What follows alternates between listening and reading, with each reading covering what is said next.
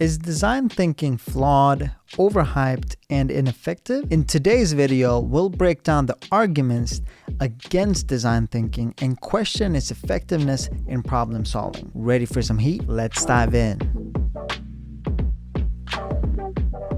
Design thinking is often presented as a linear process with 5 distinct steps: empathize, define, ideate, prototype, and test. Critics argue that this linear approach oversimplifies complex design problems and may only sometimes lead to practical solutions. Moreover, the linear nature of design thinking needs to account for design's iterative and evolving nature, where we as designers often revisit previous steps and continuously refine our solutions. In reality, design problems are often nonlinear and involve a series of interconnected and interdependent challenges.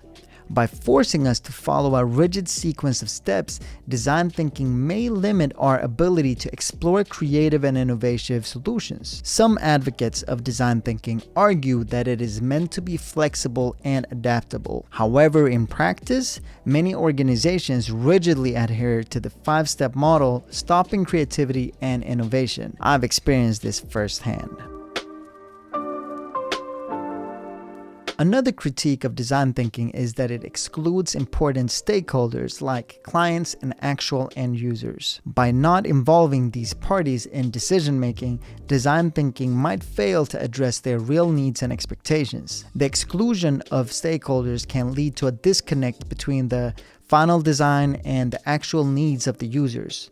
This may result in aesthetically pleasing solutions that fail to provide the real value to the intended audience. If we dive deeper, the lack of stakeholder involvement can also hinder the adoption of the proposed solutions. When clients and end users are excluded from the design process, they may feel less invested in the outcome and less likely to embrace new ideas or changes. Well-designed products that truly listen to the users, like Figma for instance, create a deeper relationship with its users. This more collaborative design approach that prioritizes this type of stakeholder input can lead to better solutions that align with users' needs, resulting in more impactful designs.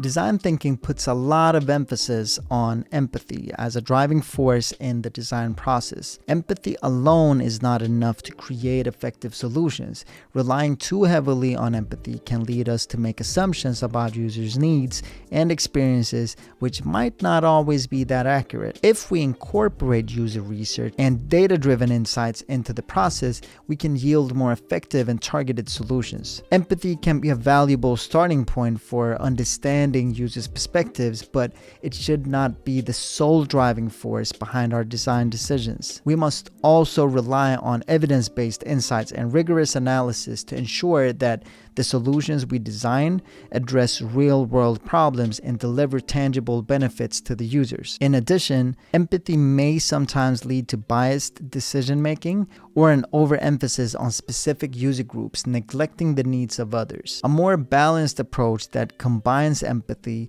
with objective data and research can help us avoid these pitfalls and help us design more effective solutions.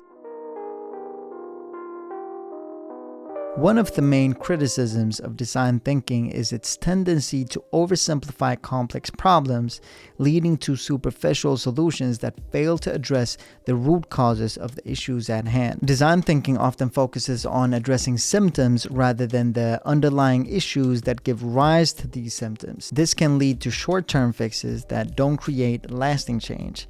To truly address complex design challenges, we need to adopt a more holistic and systematic approach, considering the multiple dimensions, factors, and stakeholders involved in the entire problem space. Design thinking's intent to focus on rapid prototyping and iteration might encourage superficial solutions that look good on the surface but need more depth and substance. In response to this criticism, we should not abandon design thinking altogether, but rather complement it with other design methodologies and approaches that promote deeper analysis and a more comprehensive understanding of complex issues. Which leads us to the final argument: the need for context-specific approaches. Some argue that design thinking might not universally apply all design problems or contexts.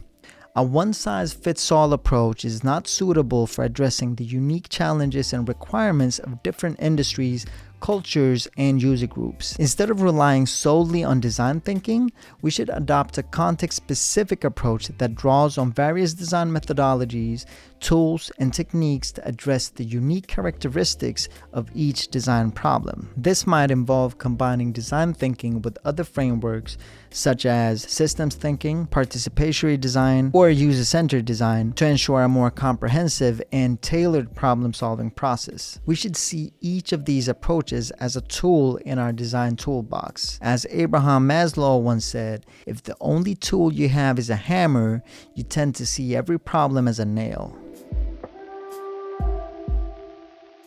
So, we've explored the controversial debate around design thinking, discussing its potential flaws, such as its linear nature, exclusion of stakeholders, overemphasis on empathy, oversimplification of complex problems, and the need for context-specific approaches. As designers, it's crucial for us to evaluate our methodologies and adapt our approaches to ensure effective problem solving. What are your thoughts and experience working with design thinking as a framework in a project or an organization? Is it overhyped or is it still valuable? Let me know in the comments below. And don't forget to share, subscribe, hit the like button and the bell thingy at the bottom so that more people can enjoy these videos. Until next time, peace.